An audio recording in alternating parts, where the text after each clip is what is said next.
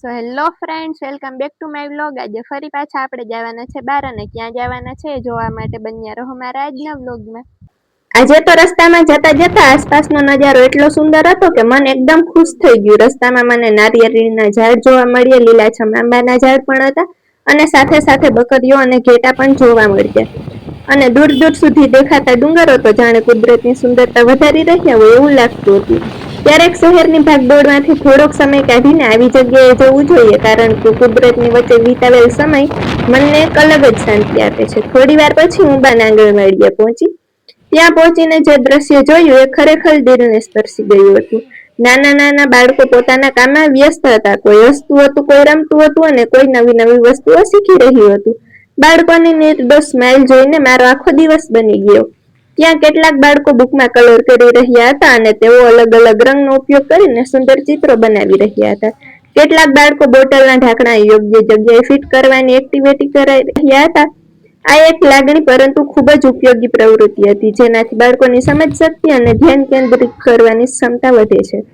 હું પણ તેમની પાસે ગઈ અને થોડો સમય તેમની સાથે વાતો કરી. બાળકો સાથે સમય પસાર કરવાનો આનંદ જ કંઈ અલગ હોય છે. તેઓ જે રીતે દરેક વસ્તુમાં ખુશી શોધી લે છે, આપણે પણ એની પાસે ઘણું શીખવું જોઈએ. પછી મેં પણ તેમને કેટલીક બાબતો સમજાવવાનો પ્રયાસ કર્યો અને શીખવ્યું. જ્યારે બાળકો ઉત્સાહથી જવાબ આપે અથવા કંઈક નવું શીખે ત્યારે જે ખુશી મળે છે એને શબ્દોમાં વર્ણવી શકતી નથી.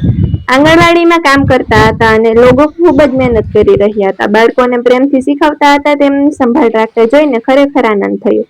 થોડો સમય ત્યાં વિતાવ્યા પછી હું બીજા એક ખાસ કામ માટે નીકળી. મારે એક પાર્સલ લેવા જવાનું હતું. હવે તમે વિચારતા હશો કે આ પાર્સલમાં શું હશે. હું જ્યારે પાર્સલ લેવા પહોંચી ત્યારે મારા મનમાં પણ ખૂબ ઉત્સુકતા હતી. આખરે પાર્સલ મારા હાથમાં આવ્યું અને હું પણ એને ખોલવા માટે ખૂબ જ ઉત્સાહિત હતી. પણ મિત્રો, હું આજે પાર્સલનું સિક્રેટ ખુલાસો કરવા નથી જઈ રહી. હા, તમે સાચું સાંભળ્યું. આ પાર્સલમાં શું આવ્યું છે એ હું તમને આવતા વ્લોગમાં રિવીલ કરવાની છું. તો જો તમે પણ જાણવા માંગતા હોય કે આ પાર્સલમાં શું આવ્યું છે, તો આગામી વ્લોગ જરૂર જોજો. મને ખાતરી છે કે તમને આ સરપ્રાઈઝ ગમશે. જો આજનો વ્લોગ તમને ગમ્યો હોય તો વિડીયોને લાઈક કરજો, તમારા મિત્રો સાથે શેર કરવાનું ભૂલતા નહીં, ચેનલને સબસ્ક્રાઇબ કરવાનું ભૂલતા નહીં, અને હા, કમેન્ટ કરજો કે તમારા મુજબ આ પાર્સલમાં શું હશે. મળીએ આવતા વ્લોગમાં. Bye bye.